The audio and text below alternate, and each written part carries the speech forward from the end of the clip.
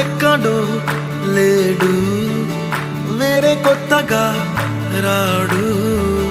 మంచి మనుషులలో గొప్ప మనసు తనై ఉంటాడు. నీకులాగా మేలోక కళ్యాణాన్ని ఆశించి జన్మించిందో వెనుకన్న తల్లి కడుపు నిండారా పండింది.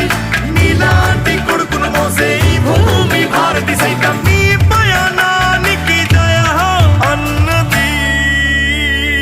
సూర్యుడివో చంద్రుడివో ఆ ఇద్దరి కలయికవో, సారథివో వారధివో ఆ ఊపిరి కన్న కలవో.